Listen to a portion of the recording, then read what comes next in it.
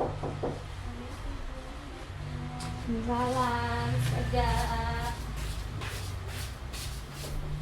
Monggo Bu.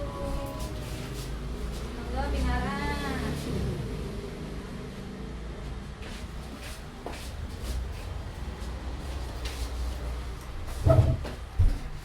Nggih. Perkenalkan ya Bu, saya bidan-bidan yang bekerja di PPM ini dengan Ibu siapa? Ibu N. Oke, ini ada yang bisa saya bantu Bu? Adiknya apa Bu saja? Adiknya Bu. Oh adiknya. Ya. Namanya Sinten? Namanya A. Nggih, umurnya pinten Bu? Umurnya 14 bulan Bu. 14 bulan. Oke, ada keluhan?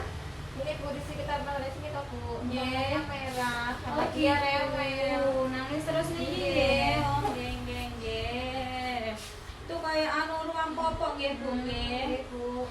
Nah, nanti saya akan menjelaskan tentang ruang popok itu apa sih dan gejalanya, terus kemudian cara mengatasinya seperti itu nggih Bu nggih. Bu. Rewelnya itu gara-gara apa Bu? Karena ruang pokoknya itu ya Bu. Oh gitu. Merah-merah. Coba diperiksa Bu bidan dulu mulutnya. Oh ini ada sariawannya juga Bu. Nanti saya akan menjelaskan terkait sariawan juga ya Bu ya. Apa penyebabnya, kemudian cara penanganannya juga. Maka itu bersedia? Nggih Bu, bersedia. Oke, saya cuci tangan dulu ya Bu. Nggih Bu. Baik, sampun.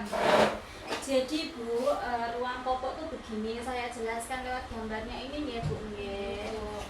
Nah, ini Bu, jadi ruang popok atau diapers ras.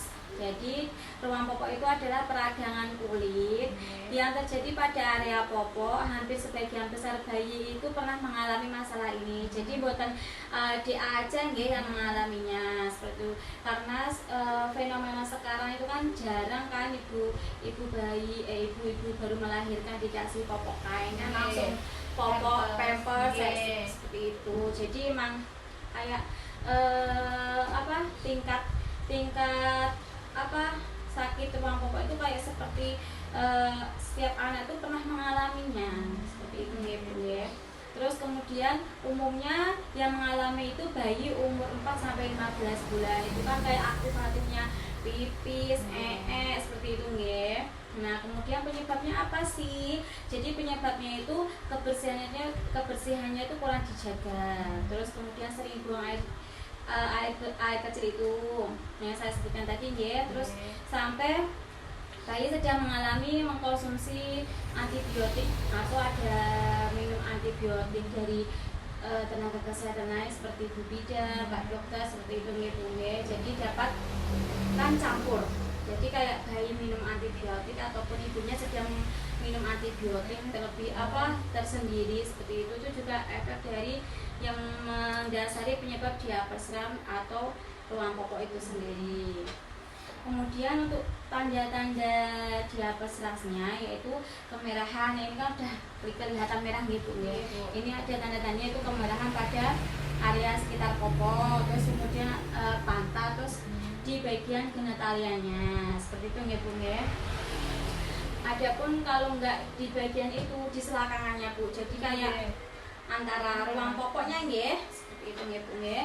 Nah, untuk penata laksanaannya atau penanganannya yang pertama itu sering ganti popok Bu. Jadi jangan biarkan popok itu seperti kayak penuh banget sampai embon-bondo gede tadi kok toh. Nah, sampai pokoknya sampai penuh banget tuh jangan. Jadi sering diganti pokoknya biar enggak lembab. Terus kemudian kalau membersihkan jangan pakai tisu basah, jadi gunakan air yang hangat atau air bersih itu dilap pakai kain seperti itu. Terus setelah itu gunakan juga air bersih, jangan air bekas-bekas apapun ya Bu ya, pokoknya air bersih bekas bukan apapun juga nggak boleh seperti itu. Terus habis itu keringkan dulu, jadi habis diceboki dikeringkan pakai handuk bersih baru dipopokin. Kemudian popoknya size-nya jangan kencang-kencang, kiranya kok pun sesek ketok ngepres nanti unggah ke size umpamanya size S atau newborn dinaikkan ke size S gitu. Terus jangan dikasih baby oil. Jadi sebelum dikasih popok, biasanya kan ada ibu-ibu yang dikasih baby oil dulu toh. Itu tidak disarankan gitu. Habis itu untuk pencegahannya di sini Bu. Jadi pencegahannya itu pilihlah popok dari bahan kain yang menyerap keringat. Jadi kayak popok itu kan ada beberapa macam merek, kualitas, terus kayak yang ada yang kasar, ada yang lembut seperti itu. Terus sering mengganti popok yang basah.